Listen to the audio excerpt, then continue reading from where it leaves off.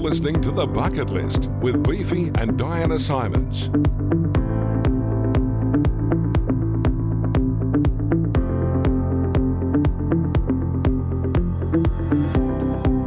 It's a bucket list this morning on SEN Plus. This morning we're chatting to Jon Michail from Image Group International. He is an expert in personal branding. Ash Barty, #1 in the world. She's been setting some absolutely huge records. Being that you are an expert in personal branding, what do you think this could mean for Ash? Well, she's hot property, as we know, just from a prize money point of view, over $10 million to date. But from the perspective of when I rate her from a personal brand sponsorship perspective, she ticks a lot of boxes. She's 23, she's young, first Aussie in 46 years to win the French Open, #1 in the WTA singles ranking, second ever Australian after Yvonne Goolagong to do that. When you look at her personal values, she's hot for any corporate sponsor. She's relatable, definitely a clear communicator. She's affable, friendly, down to earth. She's got this whole wholesome look about her and energy that basically says, I can trust you. She comes across as very humble, not cocky, yet confident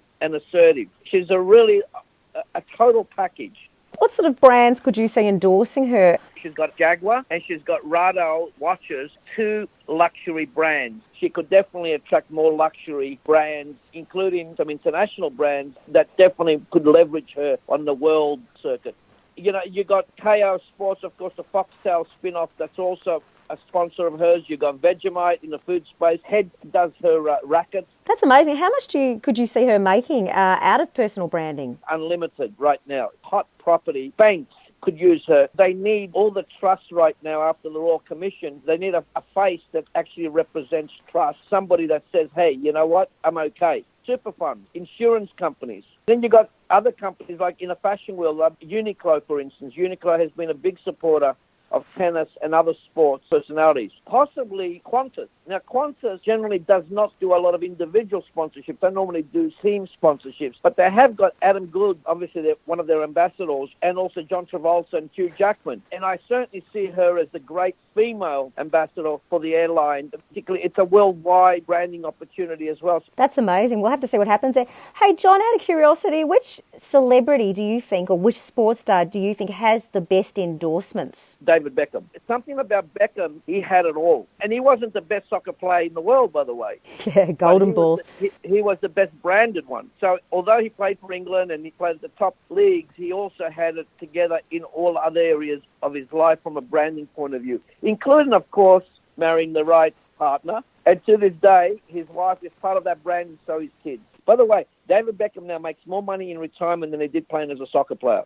What about Michael Jordan as well? Michael Jordan as well is world-class brand. If you are the best in your field, that just gives you 10 steps ahead. But in the world that I work in, you don't have to be the best to certainly be recognised as one of the best. Does that make sense? It does, because didn't Anna Kournikova, she really didn't win an awful lot of matches, but she would have had quite a lot of endorsements, wouldn't she? Spot on. She was big time. She hardly won any games. And of course, you know, from a branding point of view, tennis used her very effectively because they knew her brand pulling power. When you've got a strong brand, you've got an insurance policy. It seems like more people like you, on a very basic level. It's absolutely fascinating. Thanks so much for your time this morning.